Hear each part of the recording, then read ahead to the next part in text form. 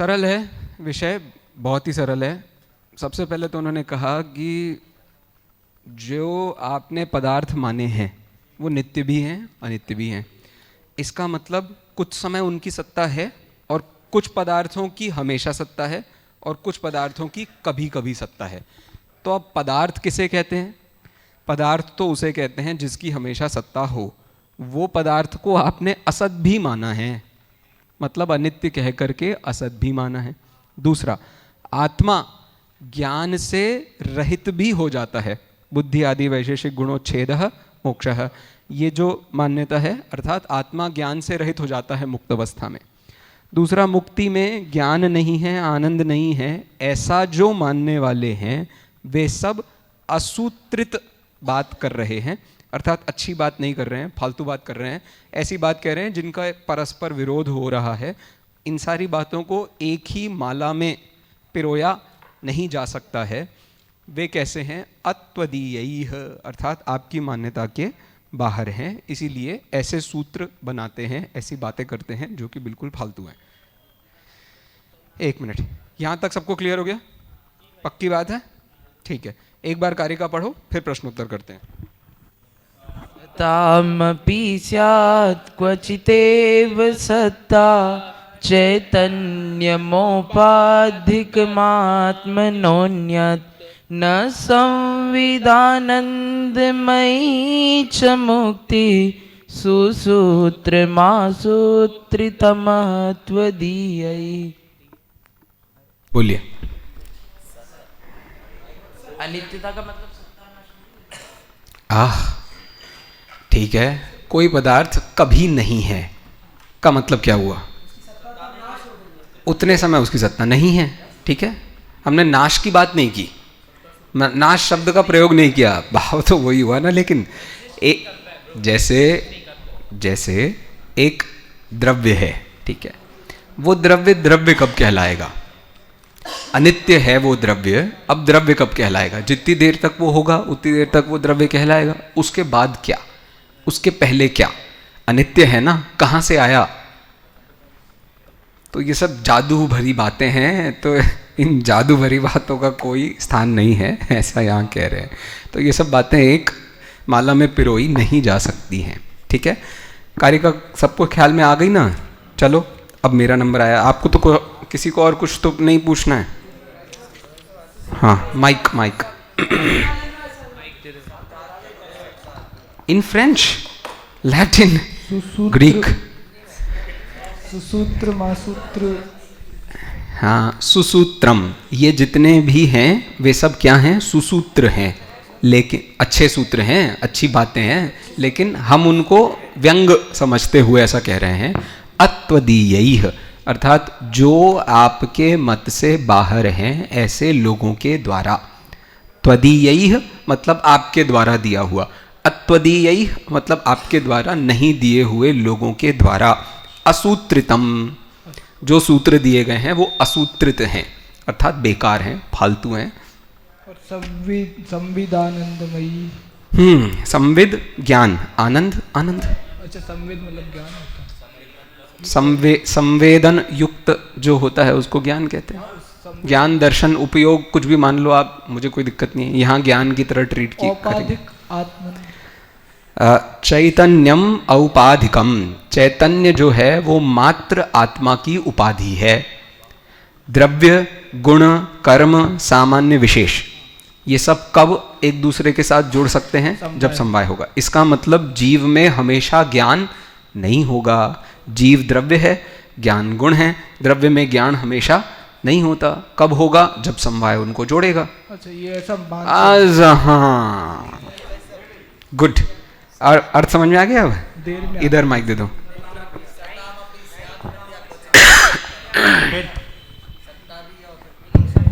Mic. सतामपि स्वात् और क्वचिदेव सत्ता, मतलब सत्ता भी और सताम शब्द का मतलब यहाँ सत्ताभूत पदार्थ होता है। सत शब्द का षष्ठी बहुवचन है सताम, मतलब सत्ताभूत पदार्थों का।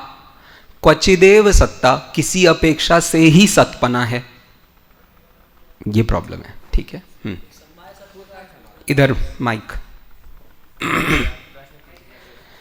हाँ आप पूछ लो ना। अर्थ बता दो एक बार शब्द। हाँ आगे दे दो माइक। अब भी मैंने तीनों चारों बता दिए हैं बेटा, अब कोई बात नहीं। समवाय की चर्चा आप करते हो, मतलब वो जोड़ने के लिए जो, तो वो समवाय, वो 5 समवाय होते हैं, वही वाला समवाय है? आह काश, दूसरा है? काश। प्रश्न यही है कि समवाय वास्तव में पदार्थ जो माना गया है वो एक संबंध के लिए माना गया है। जैसे आपने लक्षण बनाया द्रव्य का, क्या लक्षण बनाया? गुण पर्यायवत द्रव्यम। अब गुण पर्याय को द्रव्य के साथ हम एक कैसे माने? गुण अलग चीज़ है कि नहीं है, पर्याय अलग चीज़ है कि नहीं है, द्रव्य अलग चीज़ है कि नहीं है? तीनों अलग अलग, तीनों के अपने काम अलग अलग हैं, फिर भी आपने द्रव्य का लक्षण गुण पर्याय वाला बताया है। तो अब उस द्रव्य में गुण पर्याय आएंगे कहाँ से या रहेंगे कैसे? तो हमने, जैनियों ने कहा स्वभाव से रहते हैं। उनका ये कहना है ये एक संबंध विशेष है जिसको समवाय कहते हैं, जिससे द्रव्य गुण उस द्रव्य और पर्याय, सॉरी गुण और पर्याय द्रव्य संबंध को ही समवाय कहते हैं। सम अवाय, अवाय मतलब निश्चय से जो सम्यक रूप से निश्चय कराने वाला है उसे समवाय कहते हैं। बहुत बढ़िया। क्वचिदेव सत्ता का एक बार। किसी अपेक्षा से ही सत्ता है। और कोई? चले चलिए, तो अब मुझे बताओ अत्वदीयैः विभक्ति वचन क्या है इसमें? Black, any black from the third bench. Mic दे दो। अत्वदीयैः का क्या मतलब है? तुम सुनो, खुशी मानो, मैंने ये नहीं पूछा अत्वदीय शब्द में दीय प्रत्यय कौन से सूत्र से लगा है। मैंने साधारण सिर्फ शब्द रूप ही पूछा है। ये तो भाई राम के रूप आने वाले आदमी को आना चाहिए।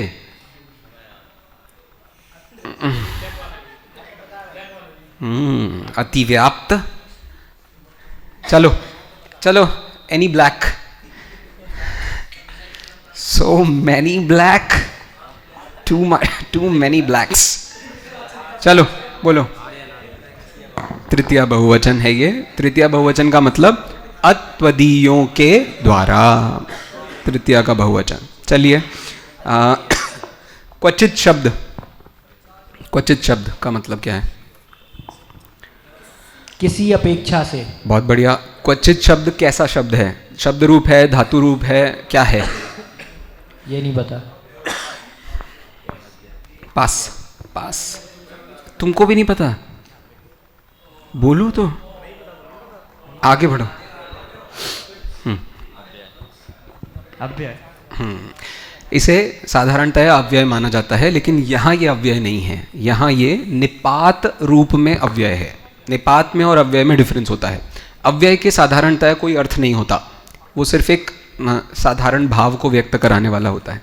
निपात एक दार्शनिक शब्द होता है जिसमें हमने विशेष अर्थ डाला हुआ होता है।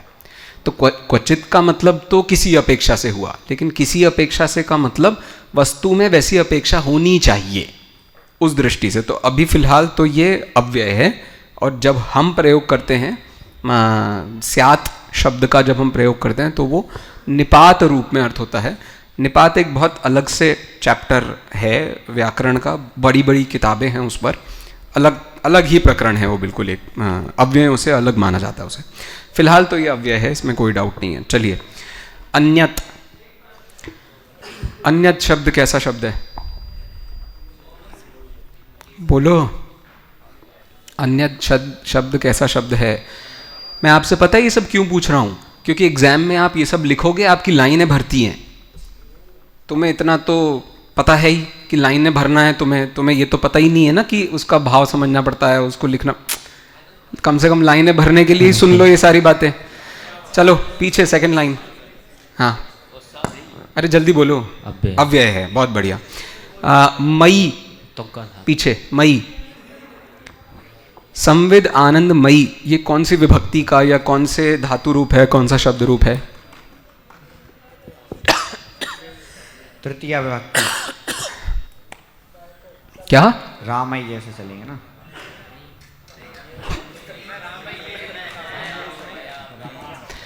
ये प्रथमा का एक वचन है मय शब्द में। चलिए, और ये प्रथमा का एक वचन कैसे बन गया? तो ये प्रत्यय है इण, निनी प्रत्यय होता है जिसमें इण रूप किया जाता है, तो उसमें जैसे स्वामी शब्द बनता है वैसे ही मई शब्द बन जाता है मैन प्रत्यय जोड़ने पर। पता नहीं, चले अभी आगे। काश 2 साल दिए थे तुमको, 3 साल हो गए अब तो। ट्रिक क्या होता है ये? साल मिला था ना, तुमने साल में क्या किया, तुम्हारे पढ़ाने वालों ने क्या किया, that is not my concern at all. अभी अरे हमको भाई, मैंने भी कनिष्ठ वरिष्ठ नहीं पढ़ी थी, ठीक है, अभी ओवर एक्टिंग करने की जरूरत नहीं है। चलो आगे बढ़े, 9वें नंबर की कारिका पे आए। चलिए एक काम करो, 8वें नंबर की फिर से एक बार पढ़ लो। देव सत्ता चैतन्यमोपाधिकमात्मनोऽन्यत् नासं वेदानन्दमयी च मुक्ति सुसूत्रमासूत्रत्मत्वदीयै। पापी। चलिए पेज नंबर 67 निकालिए, 9वें नंबर का। यत्रैव यो दृष्टगुणः स तत्र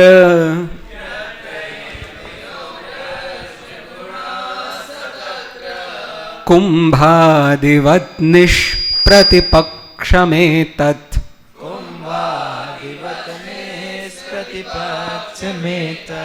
तथापि देहात् बहिरात्मतत्त्व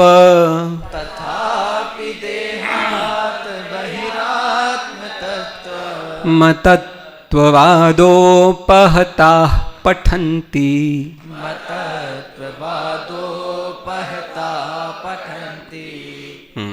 अगली बार से ऐसा हम ध्यान रखेंगे, ये बहिरात्म तत्वम यदि हम तोड़ तोड़ के पढ़ रहे हैं ना, तो बहिरात्म तत्वम और फिर अतत्ववादोपहताः पठन्ति ऐसा पढ़ेंगे।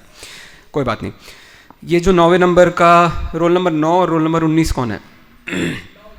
9 और 19, बहुत बढ़िया। इसका अर्थ आपको करना है। इसमें मैंने गलती से कुंभादिवत इसका अर्थ लिखना मैं भूल गया था, तो आप ध्यान से उसमें डाल देना कहीं कुंभादिवत, ठीक है। देखिए सरल है, अभी बताएंगे क्या है। देखिए ये भी बहुत ही सरल विषय है। क्या कह रहे हैं, तो इसमें बता रहे हैं वस्तु का अपना एक लक्षण होता है। और वस्तु का लक्षण क्या होता है, तो दृष्ट गुणः। दृष्ट मतलब देखा गया है गुण, तो जो गुण देखा गया है उसको क्या, उस वस्तु में देखा गया है, उसे उस वस्तु का लक्षण कहा जाता है। इससे ये सिद्ध हुआ कि आत्मा का लक्षण कहाँ दिखाई देता है, पूरे देह में दिखाई देता है। इसीलिए आत्मा देह के बाहर तो नहीं हो सकता है, ये बात सिद्ध हो जाती है। सबको ख्याल में आ गई। फिर भी कुछ लोग ऐसा कहते हैं कि आत्मा से बाहर भी देह रहता है, देह सर्वव्यापी है, लोकव्यापी है, आत्मा के बाहर भी चला जाता है, लेकिन ऐसा हो गया। समझ में आ गई बात? चलो, अरे आत्मा देह व्यापी ही है ऐसा नहीं मानते हुए आत्मा को सर्वव्यापी मानने वालों पर यह प्रश्न खड़ा किया है। सब जगह आत्मा पता चल रहा है ना तुम्हें? दर्द सब जगह हो रहा है, नहीं हो रहा है? या धाड़, तो दर्द होगा कि नहीं होगा? तो अब ये मैं, इससे सिद्ध होता है आत्मा देह व्यापी ही है, उसका लक्षण वहीं दिखाई दे रहा है, अन्य और कहीं दिखाई नहीं दे रहा है। तो अब इससे 2 बातें समझ में आती हैं। हर चीज का लक्षण दृष्ट होता है, देखा जा सकता है। तो कुछ चीजों को आप प्रत्यक्ष से देखते हो, कुछ चीजों को आप परोक्ष से नहीं, मन से देखते हो, वो भी प्रत्यक्ष ही होता है ना। अच्छा चलो, सामव्यवहारिक प्रत्यक्ष की परिभाषा सुनाओ। Shut up everybody. सामव्यवहारिक प्रत्यक्ष की परिभाषा फिर से। इंद्रिय और मतलब, अनिंद्रिय मतलब, अरे जो कहोगे। तो कहने का मतलब ये है, कुछ चीजें आपको मन से पता चलती हैं, कुछ चीजें आपको ज्ञान से इंद्रियों से पता चलती हैं, फिर भी जानना तो दोनों के द्वारा ही हो रहा है। अब जैसे आपसे पूछा जाए कि हाँ, तुम्हारे पैर में दर्द हो रहा है क्या? सपोज आपके पैर में चोट लगी हो, तो अब आपसे पूछा जाए पैर में दर्द हो रहा है क्या, तो आप क्या कहोगे? हाँ, हो रहा है। अब उस पैर का दर्द दिखाई दे रहा है क्या? पैर दिखाई दे रहा है क्या? लेकिन क्या पैर के ही दिखने से ये सिद्ध नहीं हो रहा है कि पैर का दर्द भी दिखाई दे रहा है, क्योंकि हम उसे फील कर रहे हैं? चूंकि उस दर्द को आप फील कर पा रहे हो, इसका मतलब पैर नाम की वस्तु में भी वही आत्मा है जो आपको सब जगह पता चल रहा है। पॉइंट ख्याल में आ रहा है कि नहीं आ रहा? इससे वो ये बताना चाह रहे हैं देह मात्र ही आत्मा होता है, उससे बाहर नहीं। क्लियर हो गया? तो जहां जिसका गुण दिखाई देता है वह वस्तु गारंटी से वही होती है। जैसे कुंभ, कुंभ मतलब घड़ा, घड़ा का गुण मतलब घड़ा का पृथु बुधनोदराकार, पृथु बुधनोदराकार, पृथु मतलब सकरा गला, बुध, बुध मतलब मोटा, बुधनोदर मतलब मोटा पेट, ऐसा जिसका आकार है, ऐसा घड़ा आपको दिखाई देता है कि नहीं दिखाई देता है? आकार दिखाई देता है क्या? आकार संज्ञा की कोई वस्तु आपको दिखाई देती है? आकार संज्ञा की वस्तु नहीं है, वो तो हम कंपेयर करते हैं। ये गोलाकार है। अब ये गोलाकार कहाँ दिखाई देता है? दिखाई नहीं देता, लेकिन किसी वस्तु के आश्रय से ही तो रहता है ना वो गुण, इसीलिए उस दृष्टि से हम उसको वैसा स्वीकार करते हैं। हो गया क्लियर? चलो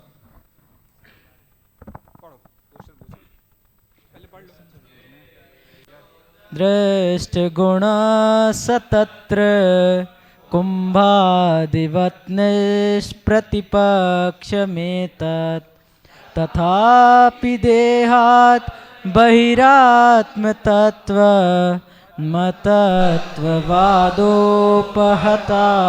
पठन्ति। चलिए आपकी बारी।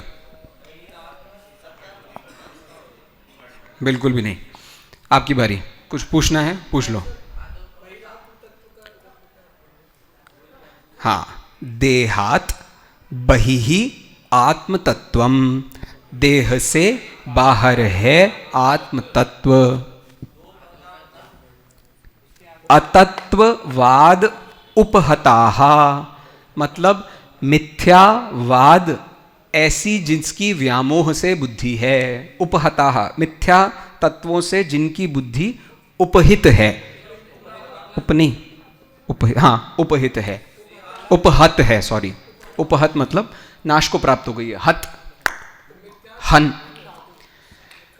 तो अतत्ववाद ही जिनका नाश कर रहा है ऐसे लोग पढ़ते हैं। मिथ्यावाद अन्य मतावलंबियों की बात, मतलब वैशेषिकों की बात। उपहताः मतलब हत हो गया है जो, क्या? अतत्ववाद। तो अतत्ववाद रूप जिनकी बुद्धि हो गई है, जिससे उनका स्वयं का मत खंडित हो रहा है, ऐसे लोग, ऐसे कौन? वैशेषिक लोग पठन्ति पढ़ते हैं। क्या? देह से आत्मा भिन्न होता है। तो अब समझ लीजिए वैशेषिकों के बाद ही वेदांती खड़े हुए हैं। तो अब ये जो मुख्य मान्यता है वो वेदांतियों की है कि आत्मा सर्वव्यापक होता है, लेकिन फिर उन्होंने अभी यहाँ फिलहाल वैशेषिकों में ही उसका उल्लेख किया है। ठीक है, और बोलो। हैं?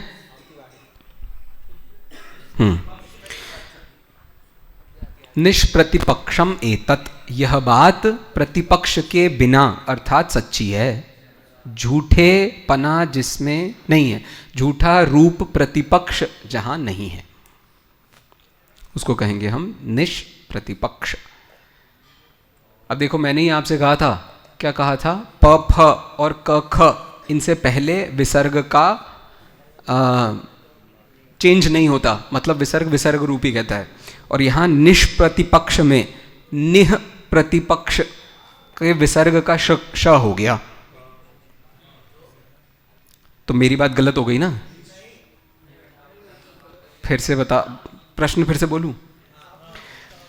निष्प्रतिपक्ष शब्द कैसा बना? तो निह प्लस प्रतिपक्ष। मैंने ये कहा था प फ और क ख इनके आगे का विसर्ग का कभी भी लोप नहीं होता, खंडन नहीं होता, वो जैसा का वैसा रहता है। ऐसी परिस्थिति में तो ये गड़बड़ हो गई। तो प ही तो है पहला, पहला र नहीं है, पहला प है। र।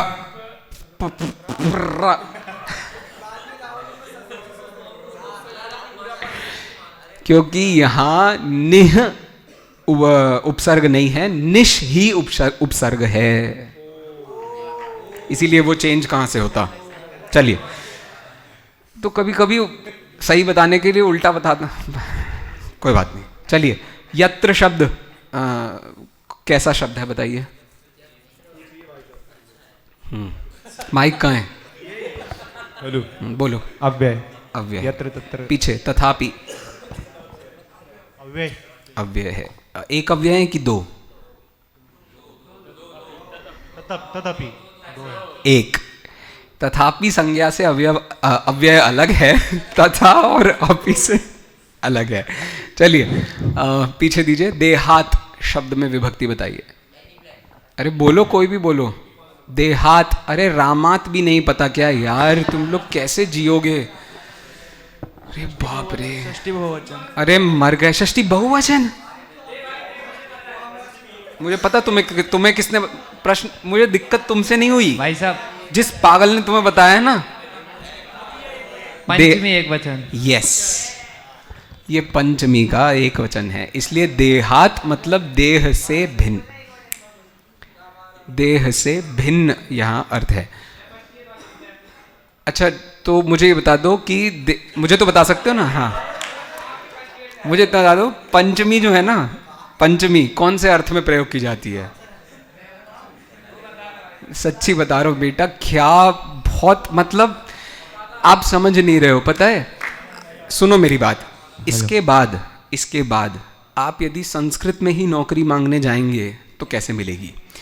इसके बाद आप अंग्रेजी में नौकरी मांगने जाएंगे तो इंटरव्यू में वो पूछेगा कि तुमने संस्कृत के बारे में कितना जानते हो तुम। इसके बाद तुम कोई और नौकरी करने जाओगे तब वो पूछे। और बिजनेस करने वाले तो सबसे ज्यादा घटिया लोग हैं। उन्हें जब इतना सा ही नहीं पता है कि उनकी किताबों में क्या लिखा है, उनकी बुकों में क्या लिखा जाएगा, उसको क्या पता करेंगे ये? बुक समझ गए? बुक का मतलब क्या होता है? अकाउंट्स में बुक का मतलब होता है बैलेंस शीट। कोई बात नहीं, चलो मुझे बताओ, एतत् ये शब्द कहां से आया? एतत् शब्द, हाँ वो मानस भैया को बता दो, मानस भैया बताएंगे। अब भी हाथ उठाया। आगे मुक्तेश भैया को दो। अच्छा, मैं नाम नहीं लेता हूँ, ठीक है, आगे बोलो। चलो, अरे बोलो एतत् जल्दी। एतत् हैं? अरे एतत् शब्द का ही रूप है भाई, प्रथमा का एक वचन, नपुंसक लिंग।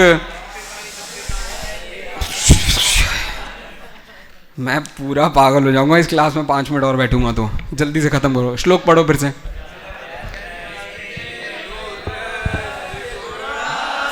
तत्र कुम्भादिवग्निश प्रतिपक्ष में तथापि देहात् बहिरात्म तत्व मतद्विवादोपहता पठन्ति। पठन्ति प्रथमा मतलब क्या कहते हैं? अन्य पुरुष का बहुवचन है, और ऐसे ही उसके पहले जो शब्द है वो कौन सा शब्द है? उपहताहा, ये भी बहुवचन है। तो बहुवचन से मैचिंग हो गई। चलिए, अगला 10वें नंबर की कारिका अब हम पढ़ रहे हैं। 10वें नंबर की कारिका की साधारण भूमिका में आपको बता दूं, ये आचार्य देव की व्यंग्यात्मक शैली का एक बहुत अच्छा प्रयोग है। ठीक है, जैसे दुनिया में लोग ऊटपटांग हरकतें कब करते हैं? जब उनके ऊपर भूत आ जाते हैं। लोग ऊटपटांग हरकतें कब करते हैं? जब उनके ऊपर भूत आ जाते। तो वो यही कह रहे हैं, ऐसे लोग, जो लोग जबरदस्ती दूसरों की बात का खंडन कर रहे हैं, बिल्कुल सेंसलेस, ऐसे लोगों को कौन चढ़ाया है? ऐसे लोगों को भूत चढ़ाया है, ऐसा उनका कहने का भाव है। चलिए देखिए, 10वें नंबर की कारिका, पेज नंबर 77। स्वयं विवादग्रहिले वितंडा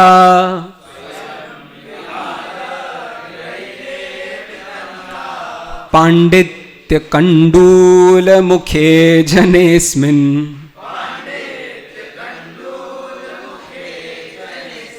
मयोपदेशात् परमर्म भिन्दन्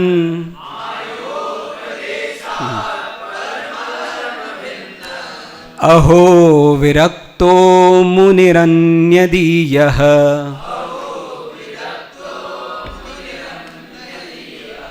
ला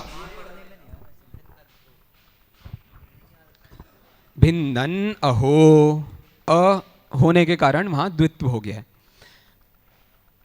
जाने दो, तो खेल नहीं रहा मैं तुम्हारे साथ। हाँ, यहाँ ये क्या बताना था मुझे, क्या बताना था मुझे? हाँ, मुझे बताना था कि इसमें दो चार शब्द हैं, वो सुन लो।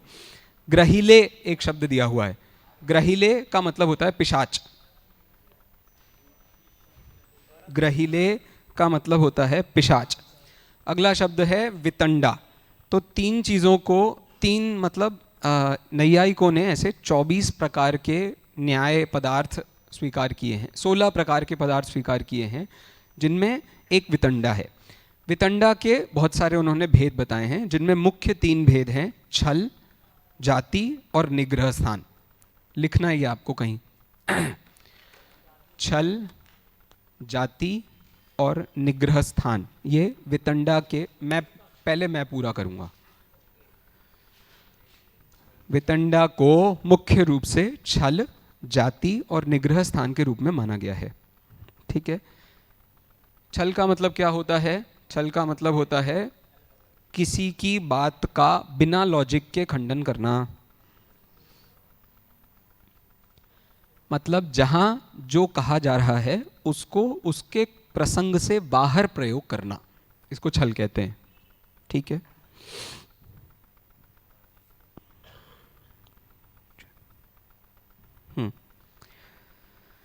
छल के 10 भेद होते हैं। छल के 10 भेद होते हैं। अब जाति किसे कहते हैं? जाति कहते हैं सधर्म और वैधर्म में दोष बताना। तो पक्ष में दोष बताना तो हो गया जाति। सपक्ष और विपक्ष में, साधर्म वैधर्म में दोष बताना, साधर्म वैधर्म में दोष बताना, इसे कहते हैं जाति। ठीक है। अब ये साधर्म वैधर्म क्या होते हैं? तो साधर्म मतलब सपक्ष और वैधर्म मतलब होता है विपक्ष। तो पक्ष में दोष बताना तो हुआ छल, और सपक्ष और विपक्ष में दोष बताना ये हुआ जाति। जाति के 24 भेद होते हैं।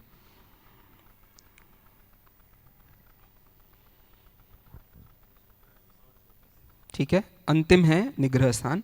निग्रह स्थान का मतलब होता है अनेक प्रकार के विकल्प बता करके बात का खंडन करना। विकल्प बताकर खंडन करना, इसे कहते हैं निग्रह स्थान। इसके भी होते हैं 24 भेद। तो आपको याद है हमने बौद्धों का जब खंडन किया था तो पदार्थ उनके सत हैं, सत होंगे तो उनमें नित्य अनित्य से भेद होगा। नित्य मानेंगे तो क्या दिक्कत होगी, अनित्य मानेंगे तो क्या दिक्कत होगी। ऐसे जहां ऑप्शंस लगा करके चर्चा की जाती है उसको कहते हैं निग्रह स्थान। ठीक है। इसके भी 24 भेद होते हैं। ठीक है। अब ये सब किस में जाने वाले हैं? ये छल, जाति और वितंडा, निग्रह स्थान, ये सब किस में गए? वितंडा में।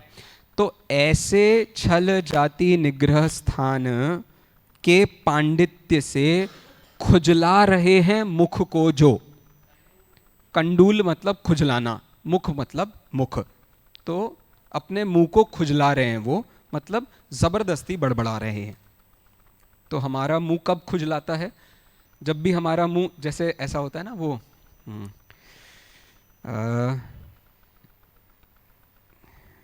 नहीं, एक बहुत अच्छा स्टाइल है। जब भी आपकी बॉडी में कहीं खुजलाहट महसूस होती है तब आप क्या करते हो?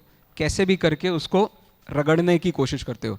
तो अब ये जो शब्द हैं वो जब मुंह से रगड़े जाते हैं तब बाहर निकलते हैं। मतलब जो भी हवा आपके अंदर से निकल रही है वो मुंह में कहीं ना कहीं टकराएगी, तब वो शब्द बनेगी और तब जाकर के आप बोलोगे। तो अब यहाँ पर जो कंडूल मुखे कहा जा रहा है वो ऐसे व्यक्ति को कहा जा रहा है जो बड़बड़ा रहा है ज़बरदस्ती और पांडित्य दिखा रहा है कि भाई साहब मैं बहुत पंडित हूँ। दादा ने एक कहानी सुनाई थी, शिविर के टाइम की ही बात है। उन्होंने वो कहानी सुनाई थी कि जब एक आदमी किसी दूसरे एक आश्रम में रहने वाले संत के पास पहुँचा और उनके सामने बढ़िया संस्कृत की भाषा में ज़बरदस्ती बड़ी से बड़ी बातें कहने लगा, तो उन्होंने बगल में उस व्यक्ति ने जवाब के रूप में कुछ नहीं दिया और बस अपना मंजीरा बजाते हुए वहाँ से चला गया। क्यों भैया? क्योंकि तुम्हें ये तो समझ में आ रहा है कि बातें कैसे बनाई जाती हैं, ये नहीं समझ में आ रहा है कि वो बातें किसी लक्ष्य को रख कर बनाई जाती हैं। राजा को खड़ा करो, किसी व्यक्ति को खड़ा करो, किसी को बात समझ में आए। तो ऐसा बहुत हुआ कि पहले लोगों ने बहुत पांडित्य दिखाया। ये किसकी कहानी में है ये बात? शायद हेमचंद्राचार्य की ही कहानी में है या मल्लिशेन की ही कहानी में है। बात कुछ यूँ हुई थी कि इनका किसी के साथ में विवाद हुआ, किसी संस्कृत के अच्छे पाठी व्यक्ति के साथ में विवाद हुआ। अब विवाद होने पर सामने वाला बढ़िया संस्कृत भाषा में और बड़ी बड़ी बातें कर रहा है और ये जो भी बात कह रहे थे वो ऐसी बात कह रहे थे कि अंडरस्टैंडेबल थी, आपको बात समझ में आ रही है, थोड़ा थोड़ा तो समझ में आ रहा है। तो एक जगह के राजा ने इन्हें विजेता घोषित कर दिया। फिर दूसरी जगह गए, तीसरी जगह गए, चौथी जगह गए, तो अधिकतर सब लोग ऐसे ही मिले उन्हें कि जो बढ़िया संस्कृत के पांडित्य के तो ज्ञाता थे, लेकिन उन्हें ये नहीं समझ में आता था कि सामने वाले को हम वस्तु कैसे समझा दें। तो आज हमारी भी हालत ऑलमोस्ट ऐसी ही है। हमें बहुत सारी गाथाएं याद हो गई हैं, हमको बहुत सारे श्लोक याद हो गए हैं, हमको बहुत सारे सूत्र याद हो गए हैं। तो अब हम क्या कर रहे हैं? उन सूत्रों से अपने मुंह को खुजला रहे हैं, लेकिन उनका अर्थ क्या है, उनसे वस्तु का स्वरूप क्या है, उसका भाव क्या है, वो यदि हमें नहीं समझ में आ रहा है तो हमारे लिए ही हमको पिशाच ने ग्रह कर लिया है और हम बस वाद विवाद कर रहे हैं। विवाद मतलब बोले जा रहे हैं, हम कंडूल मुख हैं, ऐसा यहाँ कह रहे हैं। ठीक है, तो माया के उपदेश से दूसरों के मर्म को, दूसरों के सिद्धांतों को जो भिंदन भेदते हुए अपने आप को बहुत ही विरक्त, अपने आप को वीतरागी बता रहे हैं, ऐसे लोग वीतरागी कैसे हो सकते हैं जो ज़बरदस्ती दूसरों को कैसे भी करके गलत सिद्ध करना चाहते हैं। ख्याल में आ गई ये कारिका? सरल सी थी, कोई बड़ी बात नहीं है, लेकिन थोड़े शब्द आपके लिए नए होंगे। ठीक है, 1 मिनट पहले कारिका पढ़ लेते हैं, फिर उसके बाद पूछ लेना। ग्रहिले वितंडा पांडित कंडूल मुखे जनेस्मिन् मायोपदेशात् परमल्म भिन्दन् अहो विरक्तो मुनिरन्यदीयः। देखिए शब्द है भिंदन। भिंदन शब्द कैसे बना? तो भिंद शब्द में क्षत्रिय प्रत्यय करने से भिंदन बना। भिंदन शब्द में आधा न है और आगे अहो शब्द है, उसका अ है, तो इस स्वर के कारण उस न में द्वित्व हो जाने के कारण आपको ये डबल न दिखाई दे रहा है। ठीक है, क्या कौन सी? वाह वाह वाह, व्यंजन संधि है, नकारा वो भी कोई संधि के नाम नहीं है भाई, वो तो हमने वहाँ प्रयोग करने की दृष्टि से बना लिया है। वो बताने अभी नहीं बता सकता मैं, वो मुझे देखना पड़ेगा। जहाँ तक जश्त्व भी हो सकती है, पंचम वर्ण की संधि देख लेना ना एक बार, पंचम वर्ण की संधि में आपको मिल जाएगा ये। चलो माइक मतलब एक बार बता दो पढ़ के, भिंदन अहो आएगा कि भिंदन न हो? भिंदन अहो। यार ये इसको मैं तीसरी बार बता रहा हूँ, ये मैंने क्या फ्रेंच में सुन रहे हो क्या? आधा न है, यहाँ अ है, अ के कारण आधे न में द्वित्व हो गया है तो 2 आधे न हो गए, उनमें अ जुड़ गया तो एक आधा न और एक पूरा न हो गया। इतनी सी बात समझ में नहीं आ रही तुम लोगों को? क्या अजीब लोग हैं यार।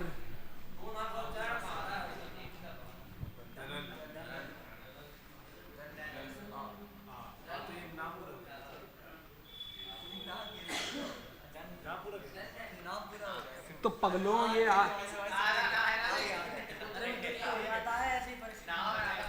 बस बहुत बहुत हुआ। हाँ भाई साहब जो न्याय में जल्प और दो वितंडा वो हाँ, ये वितंडा वही तो है। इन दोनों में अंतर क्या है जल्प और वितंडा? जल्प का मतलब होता है कथन करना, वितंडा का मतलब होता है खंडन करना।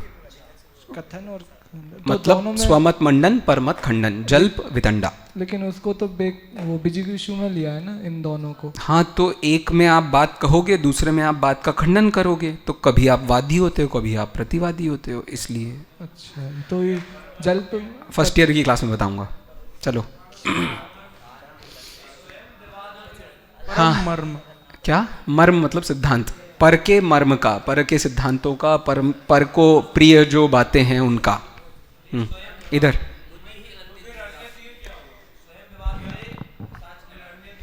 अन्य के द्वारा दिए हुए पर मर्म का जो भिंदन कर रहे हैं, ऐसे मुनि।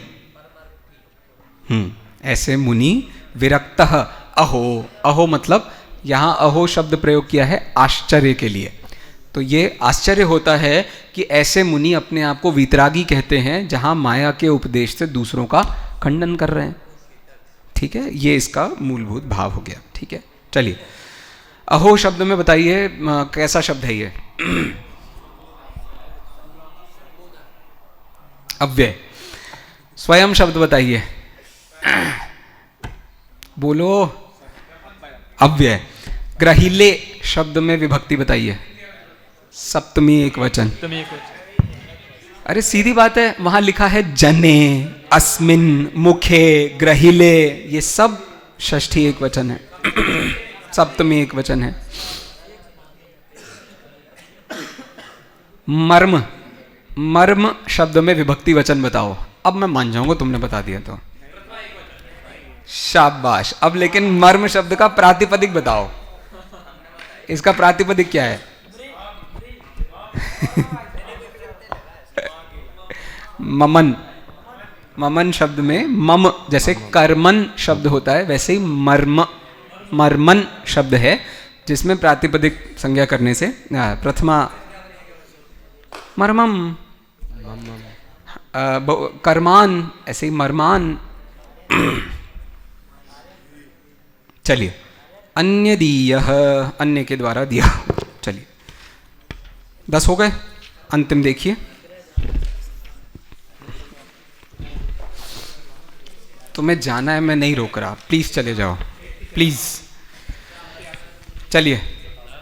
न धर्म हेतुर्विहितापि हिंसा,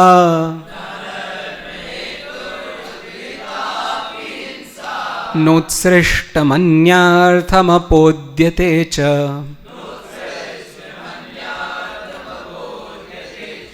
स्वपुत्रघातात् नृपतित्वलिप्सा,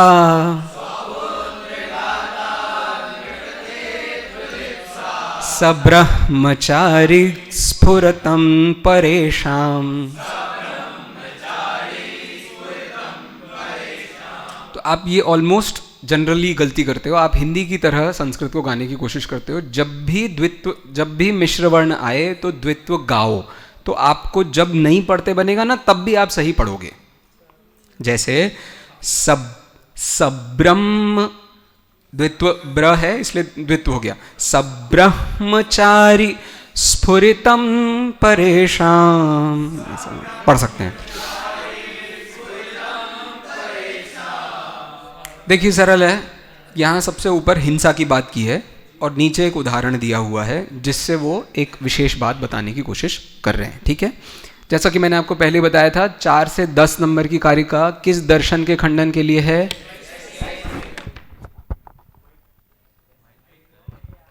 तो बताइए 11वें 12वें में कौन से दर्शन का खंडन होगा? गलत जवाब, मीमांसक। मीमांसक क्या मानते हैं? तो मीमांसक वेद को प्रमाण मानते हैं। और वेद क्या मानते हैं? कि ऐसी हिंसा जो धर्म के लिए हो, या पितरों के लिए हो, या अतिथियों के लिए हो, ऐसी हिंसा को हिंसा नहीं कहते हैं, वो तो बहुत ज़रूरी है, उसके बिना तो आपका कल्याण ही नहीं होने वाला है, इसीलिए वो हिंसा करना पड़ेगा। इसका मतलब ये हुआ भगवान ने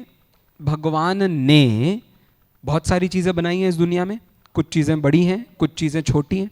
तो अब जानवर हमसे बुद्धि में कम माने जाते हैं, मनुष्य बुद्धि में ज़्यादा माने जाते हैं।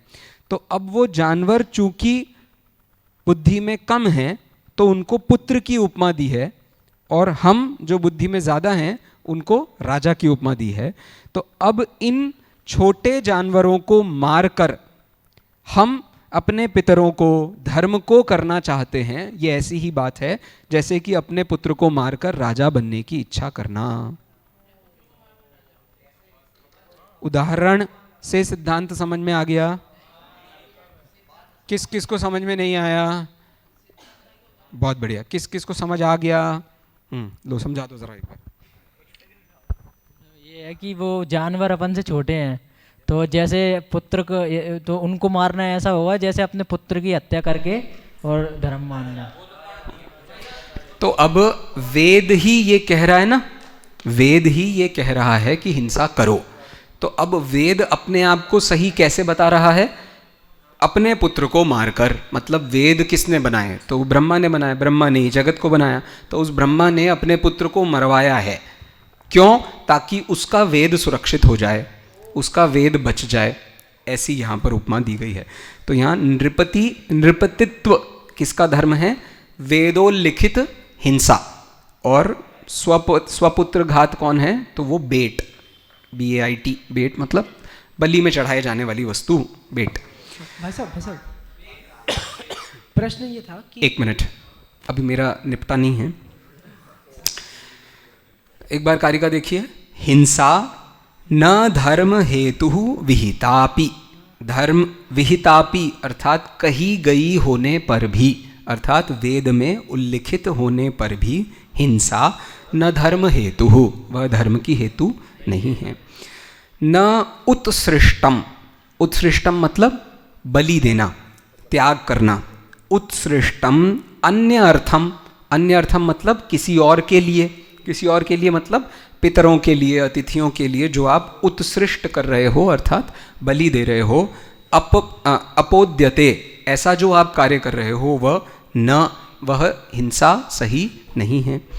वह कैसी है? तो स्वपुत्र घातात नृपतित्व लिप्सा, अपने पुत्र के घात से नृपति बनने की जो इच्छा है। सब्रह्मचारी, ऐसे जो ब्रह्मचारी हैं। स्फुरितम परेशान, परेशान अर्थात अन्य मतावलंबियों को ऐसा वे समझाते हैं, ऐसा वो कहते हैं। ठीक है, चलिए अब बोलो। कारिका एक बार पढ़ लो, पढ़ो।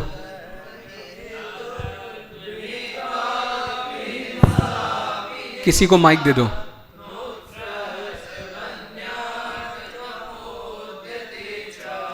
स्वपुत्र घाताद् नृपतित्व लिप्सा, स ब्रह्मचारी स्फुरितम परेशान। बोलो। भाई साहब यहाँ नृपतित्व में तो में से तो पना बनता है, तो इसको यहाँ बनने के अर्थ में क्यों दिया?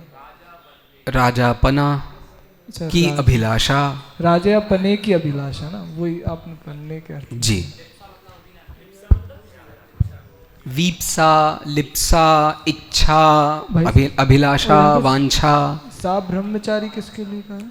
वह ये ब्रह्मा को ब्रह्मचारी कहते हैं। अच्छा, ब्रह्मा को ब्रह्मचारी। अरे पुत्री वो, लेकिन जिस पर वो देखो, छोड़ो मैं क्या खेलूंगा इन बच्चों के साथ। तिलोत्तमा के साथ उसकी शादी नहीं हुई थी, वो उस पर रीझ गया था, तो बेचारे का थोड़ी देर के लिए ब्रह्मचर्य चला गया था। उस चक्कर में कुछ गड़बड़ हो गई, उस चक्कर में बच्ची हो गई, उस चक्कर में बच्ची पर मतलब उस, लेकिन संज्ञा से नारायण को शादीशुदा और शिवजी को शादीशुदा माना जाता है, ब्रह्मा को ब्रह्मचारी ही माना जाता है, क्योंकि उसका नाम ब्रह्मा क्यों है वरना। अपोद्यते किसके लिए दिया? अपोद्यते अर्थात अप उद्यते, ऐसा प्रयत्न करते हैं, यत्न करते हैं, कथन करते हैं। ठीक। नेक्स्ट। मेरा ये प्रश्न था कि इसमें जैसे कि था ना तो ठीक है, छुट्टी ये प्रश्न है छुट्टी। Next, anybody else? हाँ, प्रश्न ये था कि है कि जैसे कि उदाहरण से बताया कि भविष्य को अगर खतरे में डाल के आज को बचाया जाएगा तो आज वैसे भी खतरे में आ जाएगा। है, ये कहाँ उदाहरण में दिया उन्होंने? मतलब कि पितृ की रक्षा के लिए अगर जानवर को ठीक है, यही हुआ ना? नहीं हुआ लेकिन ठीक है, तुम तो अब कह आप लो। समझाओ, मेरे को नहीं आ रहा समझ।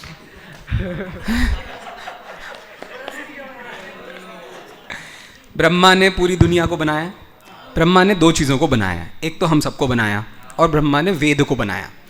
अब वेदों में ये लिखा कि जो मेरी दूसरी रचना है उसे मारो तो तुम्हें धर्म की प्राप्ति होगी।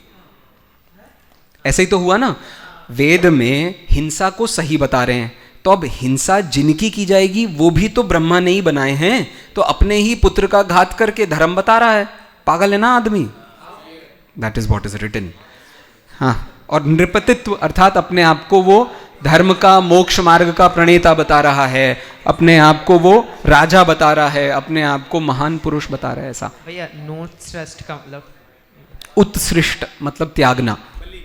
बलि, बलि नहीं, बलि में दी गई वस्तु उसको कहेंगे उपसृष्ट।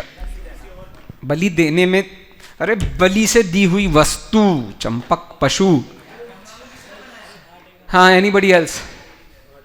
बोली महावीर भगवान की जय। श्लोक एक बार पढ़ लीजिए, श्लोक पढ़ो। न धर्म हेतुर्विहिता हिंसा नोत्सृष्ट मन्यार्थमपोद्यते।